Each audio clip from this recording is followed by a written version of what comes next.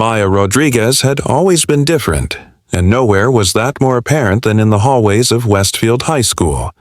While other girls her age obsessed over the latest fashion trends, designer handbags, and perfectly coordinated outfits that screamed brand names and social status, Maya walked through those same hallways wearing her signature camouflage clothing. It wasn't just a jacket or a pair of pants, it was everything. Camouflage cargo pants with multiple pockets, a matching jacket that had seen better days, combat boots that were scuffed and worn from actual use, and sometimes even a camouflage bandana tied around her dark hair. The mockery had started on her very first day as a sophomore when her family moved to this affluent suburban town. She remembered walking into first period English, scanning the room full of perfectly styled teenagers who looked like they'd stepped out of a magazine, and feeling every single pair of eyes land on her with a mixture of confusion, amusement, and barely concealed disdain. The whispers began immediately, hushed conversations behind manicured hands, stifled giggles, and pointed stares that followed her to every class. "Is she going hunting after school?" someone had whispered loud enough for her to hear. "Did she get lost on her way to military school?" another voice chimed in. The comments evolved from curious to cruel as the weeks passed. Students would make exaggerated saluting gestures when she walked by, others would drop to the floor and army crawl dramatically in the cafeteria, and some of the more creative bullies started leaving toy soldiers on her desk or making machine gun sounds when she entered a room. Maya's teachers, while not participating in the mockery, seemed puzzled by her choices too. During parent-teacher conferences, she overheard Mrs. Patterson telling her mother, "Maya is an excellent student, but perhaps we could discuss her wardrobe choices. Some of the other students find it distracting." Her mother, Elena Rodriguez, had simply smiled that patient smile Maya knew so well and said, "My daughter dresses appropriately and comfortably. I see no issue with her clothing." What none of them knew, not the giggling cheerleaders who made faces behind her back, not the football players who called her G.I. Jane, not even the teachers who worried about her fitting in, was that Maya's camouflage wasn't a fashion statement or a rebellious phase.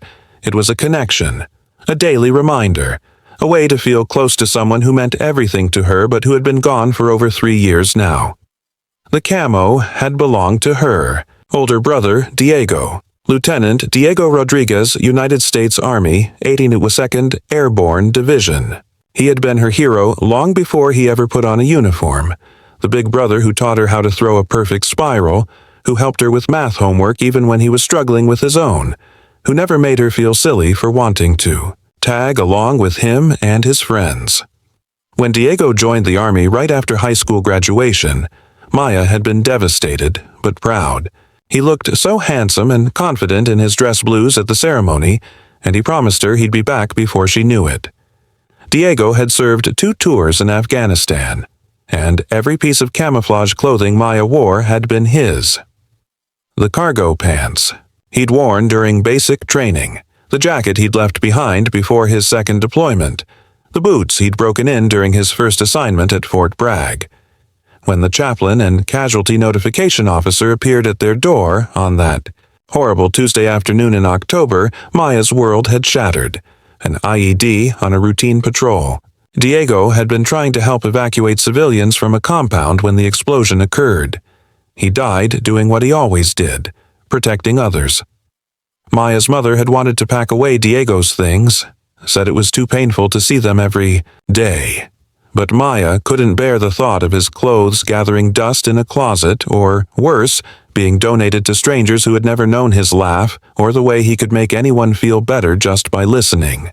So she asked if she could wear them, and her mother, understanding grief in her own way, had said yes. At her old school, before the move, everyone had known about Diego. They knew why Maya wore his clothes. They understood her need to keep him close, and while some thought it was weird, most left her alone about it. But Westfield High was different.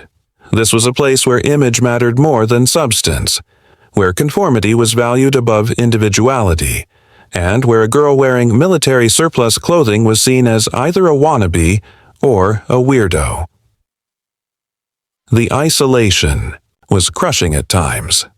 Maya would sit alone at lunch working on homework or sketching in a notebook while conversations and laughter flowed around her like she wasn't even there. She'd gotten used to being the last person picked for group projects, to walking down hallways where conversations stopped when she approached, to attending school events alone while other students clustered in their established friend groups. But Maya had learned resilience from Diego, and she had learned strength from watching her mother work 3 jobs to keep them afloat after losing their primary breadwinner. She kept her grades up, participated in class when required, and tried to ignore the constant undertone of mockery that seemed to follow her everywhere. She joined the JROTC program, partly because it was the only place where her clothing didn't seem out of place, and partly because it made her feel connected to Diego's service. The worst incident had occurred just 2 months ago during homecoming week. Maya had been walking to her locker after chemistry class when she found it covered in sticky notes. At first glance, they looked like the kind of positive messages students sometimes left for each other during Spirit Week. But as Maya got closer, she realized they were all military-themed insults and cruel jokes. "Thanks for your service." "Not," read one. "Stolen valor much?" said another. "Diego would be ashamed," read a third, and that one hit Maya like a physical blow because somehow someone had found out about her brother. She had torn down every single note with shaking hands, stuffing them into her backpack while students walked by pretending not to notice her obvious distress.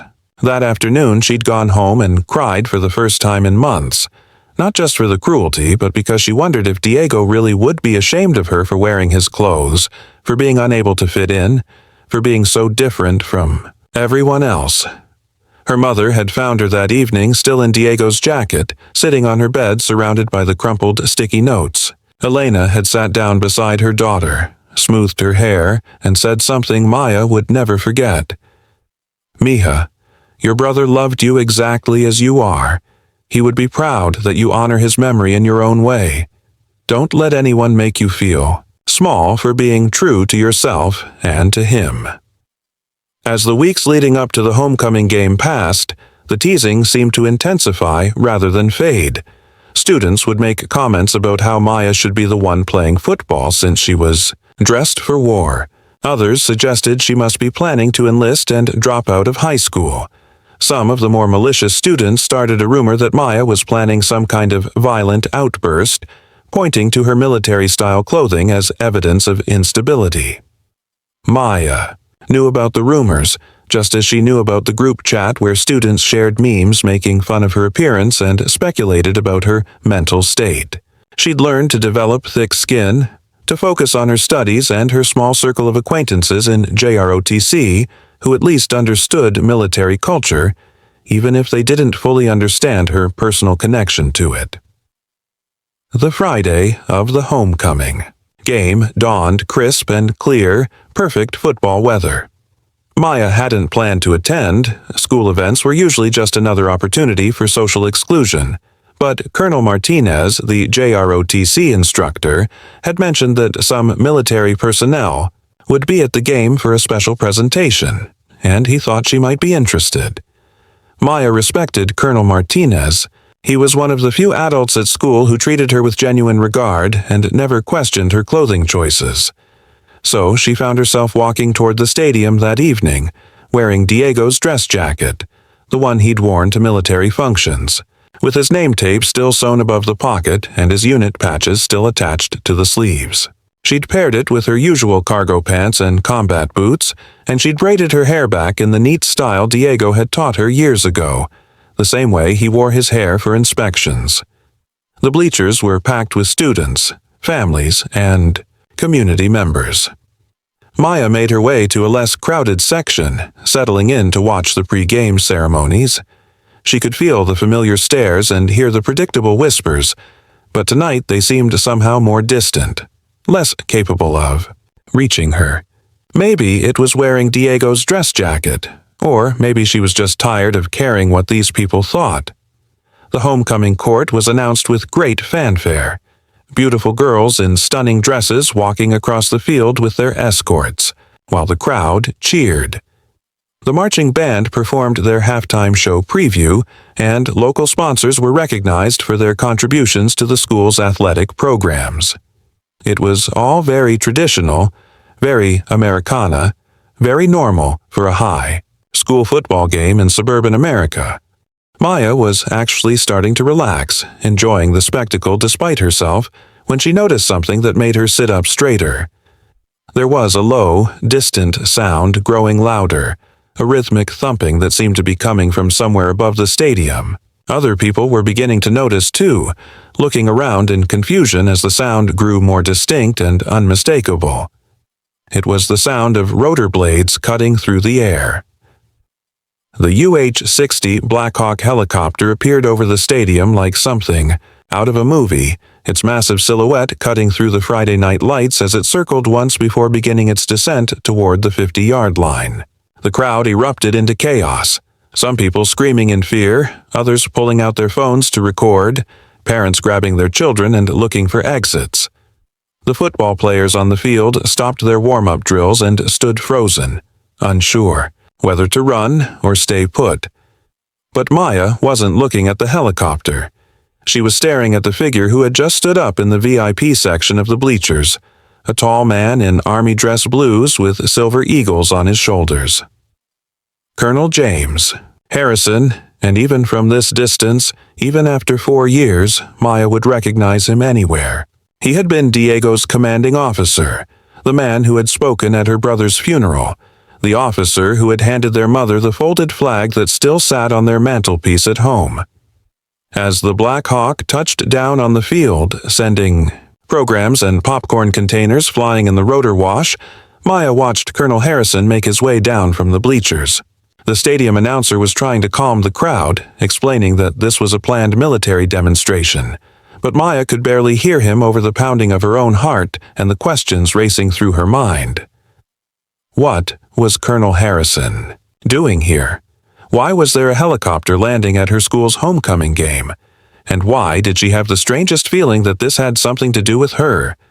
The helicopter's engines wound down, and the side door slid open. Out stepped 3 soldiers in full combat gear, followed by someone Maya definitely hadn't expected to see. Master Sergeant Patricia Williams, a woman Maya remembered from several military functions she'd attended with Diego. Sergeant Williams had been one of the few female soldiers in Diego's unit, and Maya recalled her as being incredibly tough, incredibly smart, and incredibly kind to a teenage girl who was trying to understand her brother's military world. Colonel Harrison reached the field just as the soldiers were forming up near the helicopter. He spoke briefly with Sergeant Williams, then both of them turned to scan the bleachers. Maya felt her stomach drop as Colonel Harrison's gaze found her in the crowd. He raised his hand and pointed directly at her, then began making his way toward her section of the stadium. The students around Maya were too busy recording the spectacle to notice at first, but as Colonel Harrison climbed the bleacher steps, heading straight for the girl they'd all spent months mocking, a strange silence began to fall over their section.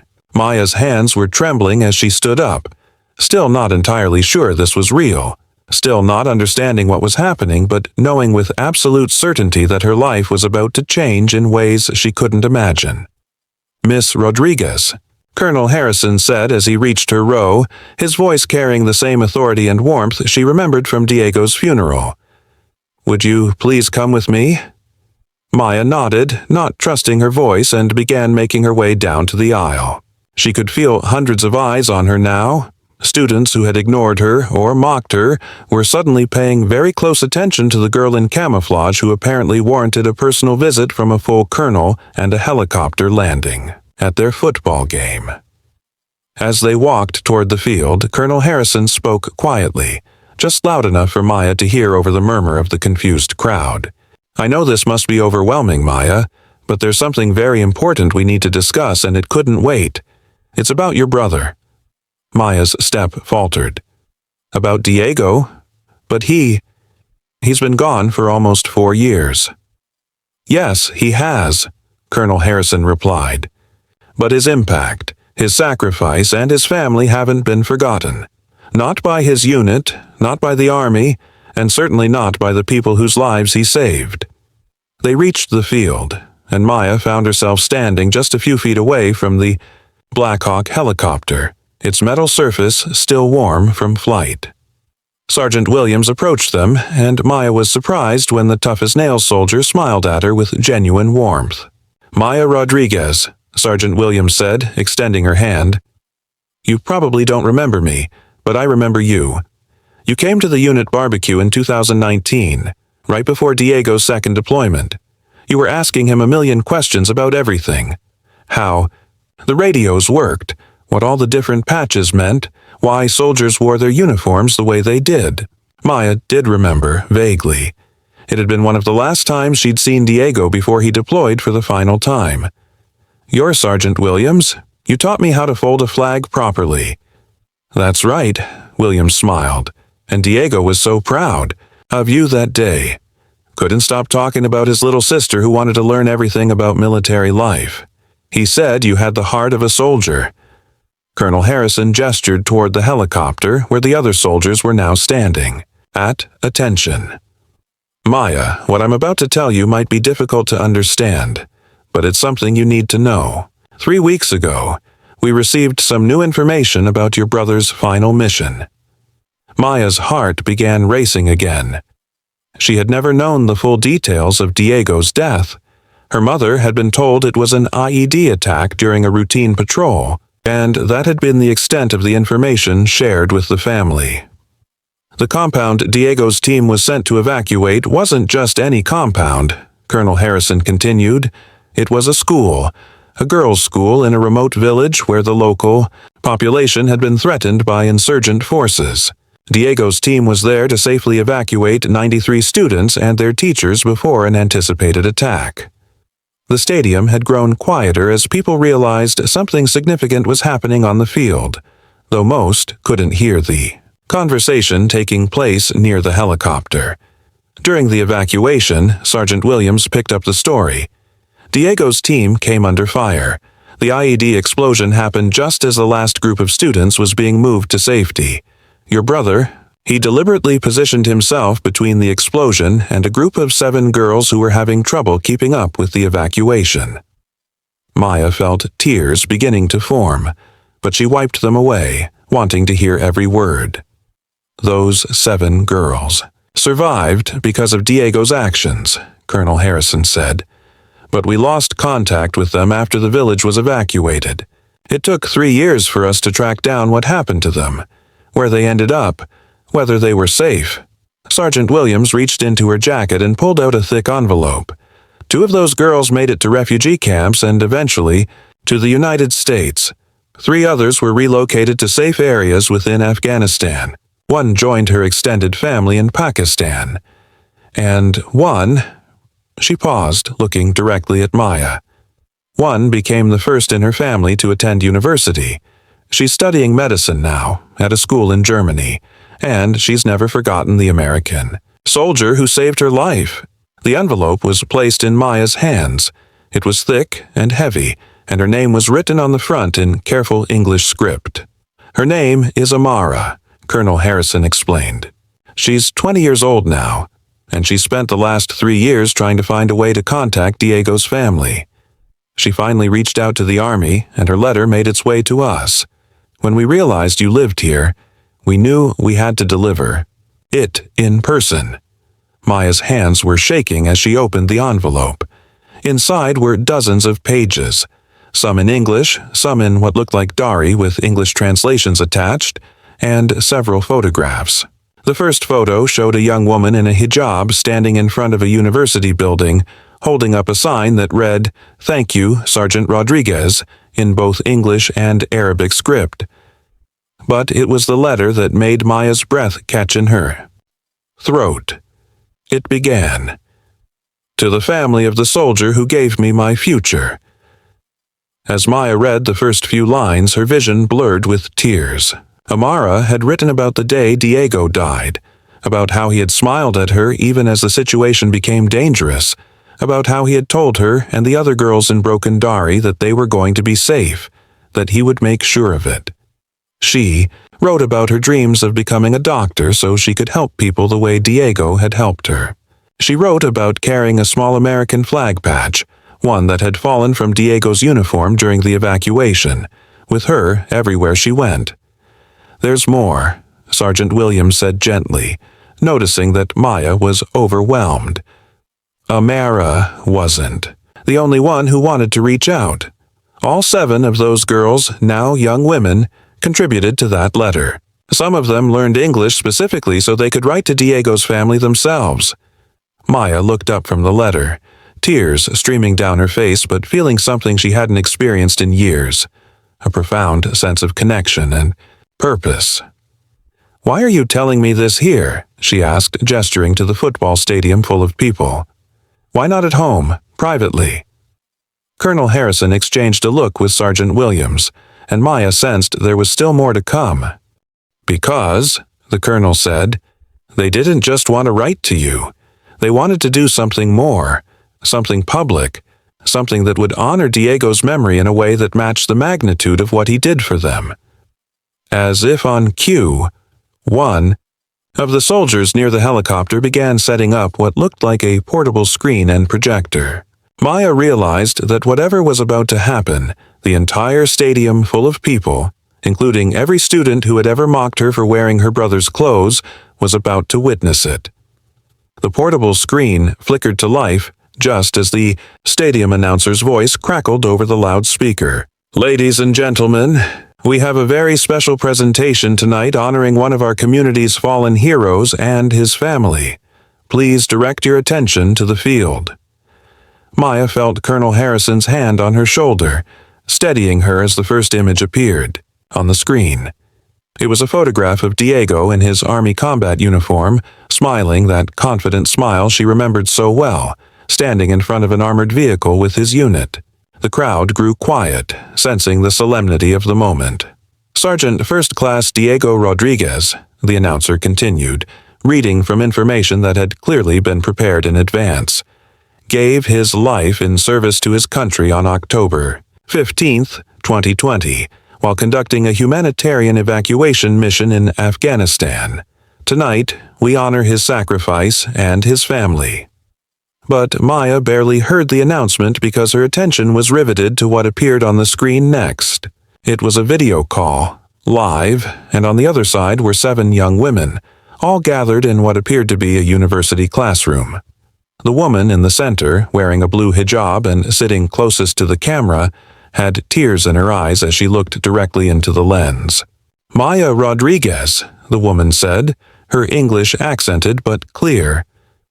"My name is Amara Amadi. I am the girl your brother Diego saved 4 years ago." The stadium fell completely silent. Maya could hear her own heart beating as she stared at the screen, seeing for the first time the face of someone whose life had been forever changed by her brother's final act of heroism. "I'm sorry we could not come to America to meet you in person," Amara continued, "but we wanted to speak to you tonight, in front of your school, your community, to tell them who your brother really was, and to tell them who you are."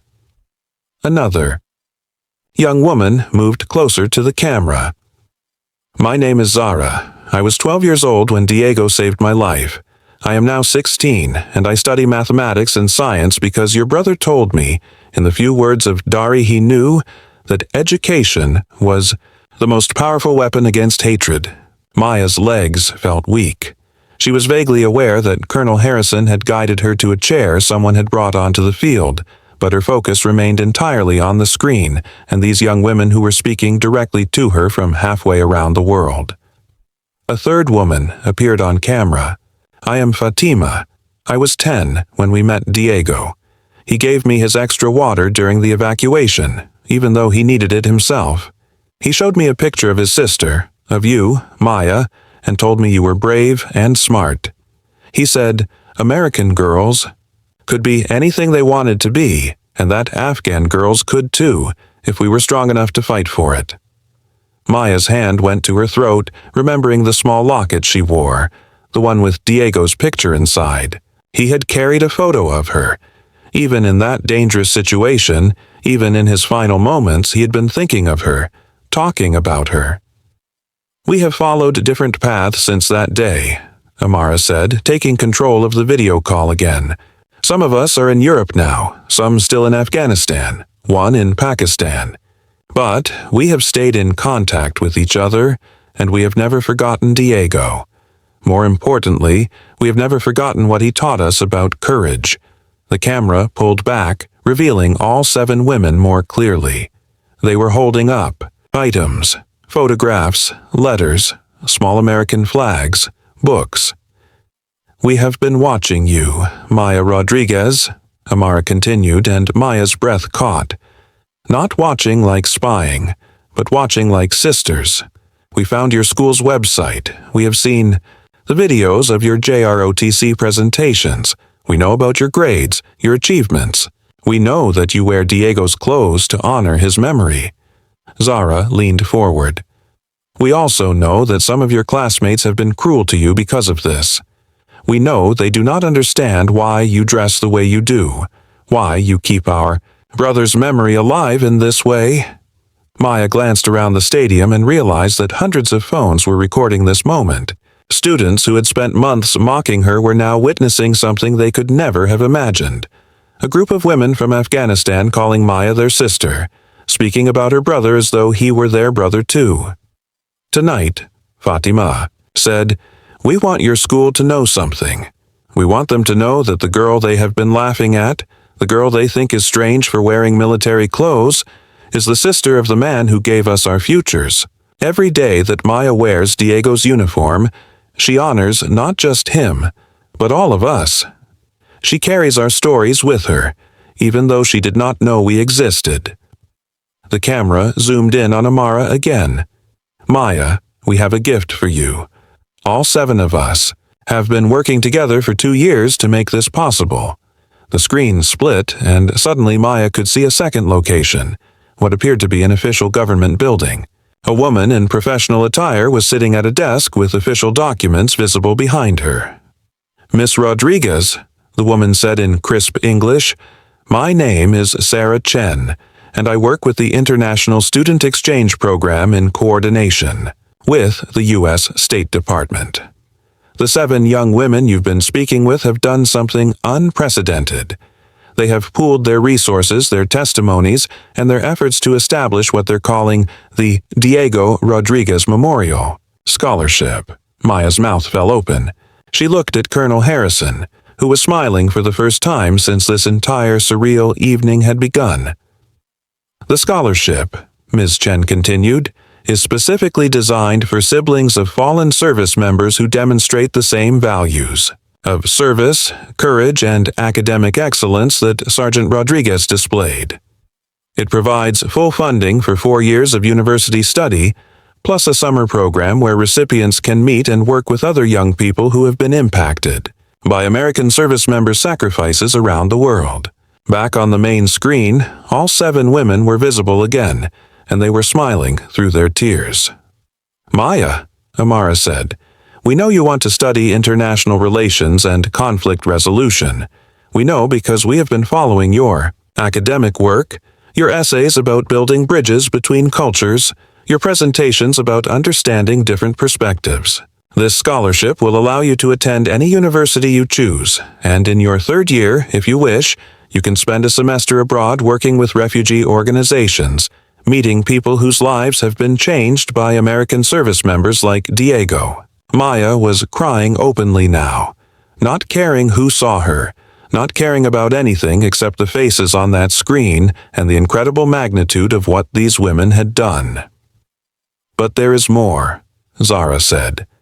"Next summer, if you accept the scholarship, all 7 of us will meet you in Germany. We will spend 2 weeks together, finally meeting Diego's sister in person, sharing our stories, learning about your life, and planning how we can continue Diego's work of building connections between people from different worlds." The crowd in the stadium had been completely silent during this presentation, but Maya could sense something changing in the atmosphere around her. Students who had never spoken to her were openly crying. Parents in the stands were hugging their children. Even some of the football players had moved closer to the screen to hear better. "Maya Rodriguez," Amara said, her voice strong and clear. Your brother saved our lives, but you have honored our lives by keeping his memory alive every single day. When you wear his clothes, you remind the world that soldiers like Diego don't just fight for their own country. They fight for the idea that all people deserve dignity, education, and hope. You are not weird for honoring him. You are not strange for keeping him close to you. You are beautiful, and you are our sister, and we wanted your entire community to know it.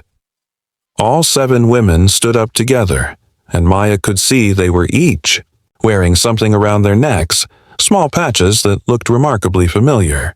We each carry a piece of Diego's uniform that fell during the evacuation, Fatima explained. For 4 years, we have carried him with us. Now, we want you to know that wherever we go in the world, whatever we accomplish in our lives, we carry you with us too. The video call began to end, but not before Amara spoke one final time directly into the camera. To Maya's classmates who are watching this, the girl you have been laughing at is a hero's sister. She wears the clothes of a man who died protecting children he had never met, in a country thousands of miles from his home, because he believed it was the right thing to do. When you see Maya in Diego's clothes, you are seeing love, honor, and sacrifice. You are seeing what it looks like when someone refuses to let a hero be forgotten. As the screen went black and the stadium lights came back up to full brightness, Maya found herself standing in the center of a football field, surrounded by military personnel, with hundreds of her classmates and community members staring at her in complete silence. The silence stretched for what felt like an eternity, broken only by the distant hum of the Blackhawks' cooling engines and the soft rustling of programs in the evening breeze. Maya stood frozen, clutching the thick envelope from Amara. Her face still wet with tears, unsure what to do or say in this moment that felt too large, too overwhelming, too surreal to be happening to her. Then, from somewhere in the student section, a single person began to clap. Maya couldn't see who it was at first, just one pair of hands creating a slow, steady rhythm that seemed to echo through the stadium. Then another person joined in, and another, until what had started as isolated applause became a growing wave of recognition and respect that swept through the bleachers like wildfire. But it wasn't just polite applause. Students were standing up, first a few, then entire rows, then entire sections. Maya watched in amazement as the very classmates who had mocked her for months rose to their feet, many of them with tears streaming down their faces, clapping not just for the presentation they had witnessed, but for her, for the girl they had so completely misunderstood. Ashley Morrison, head cheerleader and one of the most popular girls in school, was the first to break from the stands. Maya watched in disbelief as Ashley ran down the bleacher steps and onto the field, still in her homecoming dress and heels, mascara smudged from crying. Without hesitation, Ashley threw her arms around Maya in a fierce hug. "I'm so sorry," Ashley sobbed into Maya's ear.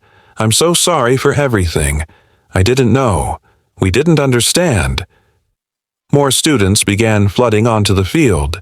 Jake Patterson, the quarterback who had called her G.I. Jane just last week, approached with his teammates behind him. His usual cocky demeanor was gone, replaced by something Maya had never seen from him before, genuine humility. "Maya," he said, his voice rough with emotion, "I owe you an apology that I can never make big enough. We all do. What we did, what we said, there's no excuse for it." Sarah Kim, a girl from Maya's chemistry class who had once loudly wondered if Maya was planning something violent because of her military clothing, was crying so hard she could barely speak. "Your brother was a hero," she managed to get out between sobs. "And you've been honoring him every day, and we were so cruel to you. How do we even begin to make this right?" Maya looked around at the sea of faces surrounding her. Classmates who had ignored her, teachers who had worried about her fitting in, parents who had whispered about her appearance at school events. All of them were looking at her now with expressions she had never seen before: respect, admiration, and a deep, genuine remorse for how they had treated her. But it was what happened next that would stay with Maya for the rest of her life. Mrs. Patterson, the English teacher who had once suggested Maya should reconsider her wardrobe choices, stepped forward from the crowd of faculty members. She was holding something in her hands, a folded piece of paper that Maya recognized as one of her old assignments. "Maya," Mrs. Patterson said, her voice carrying across the field, "6 months ago, you wrote an essay for my class about the importance of understanding people's stories before judging them. You wrote about how everyone carries invisible histories, invisible pain, invisible reasons for the choices they make. It was one of the most profound pieces of writing I've ever received from a student." Maya remembered that essay. She had poured her heart into it, writing about Diego without naming him, writing about grief and memory and the ways people honor those they've lost. She had hoped, maybe, that if she could express her feelings clearly enough, someone might understand why she dressed the way she did. "I gave you an A on that paper," Mrs. Patterson continued, "but I'm ashamed to say I never connected it to your own life, your own story. I was so focused on what I thought was appropriate, what I thought would help you fit in, that I completely missed the beautiful, powerful reason behind your choices. You were living that essay every single day, and I failed to see it."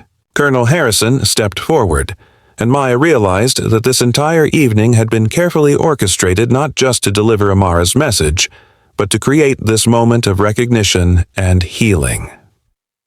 "Ladies and gentlemen," the colonel's voice carried clearly across the field, "what you've witnessed tonight is the power of understanding over judgment, of compassion over conformity.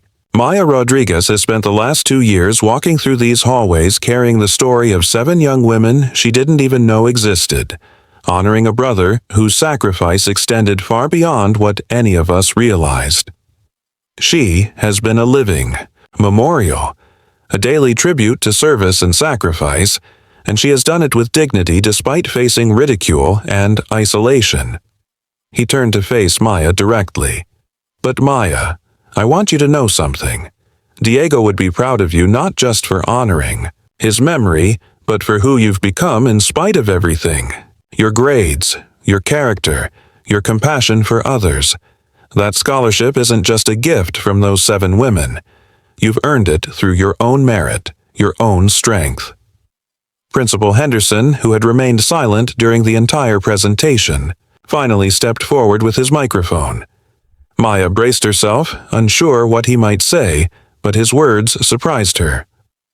"Maya Rodriguez," he announced to the entire stadium, "on behalf of Westfield High School, I want to publicly apologize for our failure to protect you from harassment, our failure to understand your story, and our failure to recognize the extraordinary young woman in our midst.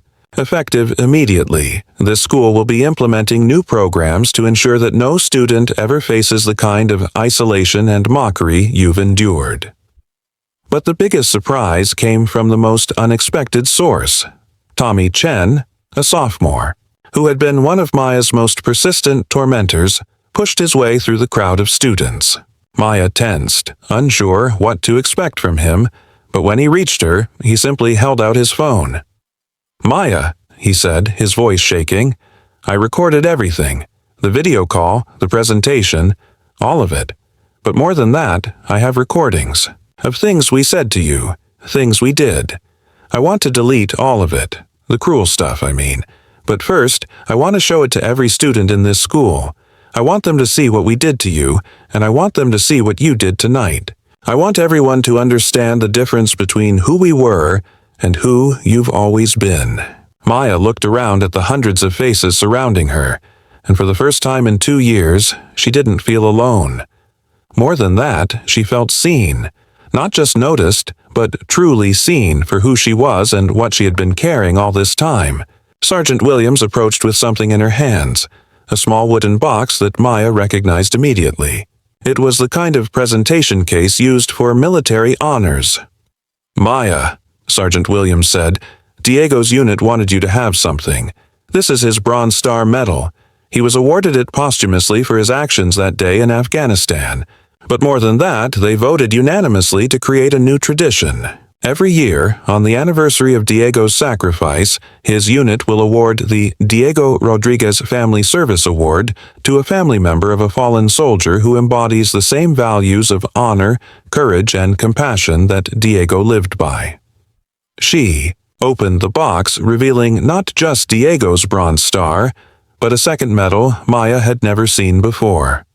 Maya Rodriguez, Sergeant Williams announced loudly enough for the entire stadium to hear, "You are the first recipient of this award, not just for honoring Diego's memory, but for showing this community what it looks like to carry on a hero's legacy with grace, dignity, and strength." As Sergeant Williams pinned the medal to Diego's jacket that Maya wore, the crowd erupted into applause again. But this time it felt different. This time it felt like celebration, like recognition, like the sound of a community that had learned something important about judging others and about the stories people carry. Maya looked up at the bleachers and saw her mother in the crowd, tears streaming down her face but smiling with more pride than Maya had seen from her since Diego's funeral. Elena Rodriguez had been watching from the stands, having been quietly invited by Colonel Harrison but asked to let this moment belong entirely to her daughter. As the evening wound down and people began to leave the stadium, students kept approaching Maya, not with pity or awkwardness, but with genuine interest in getting to know her. They asked about Diego, about the scholarship, about her plans for college. They asked if she would be willing to speak to other classes, other schools, about her experience. But perhaps the most meaningful moment came just before Maya left the field. A group of younger students, freshmen and sophomores who had watched everything from the stands, approached her hesitantly. "Maya," one of them said, "we were wondering. Some of us have brothers and sisters in the military too. Some deployed, some veterans, some still training. Would you maybe want to start a club or something? For students who have military families?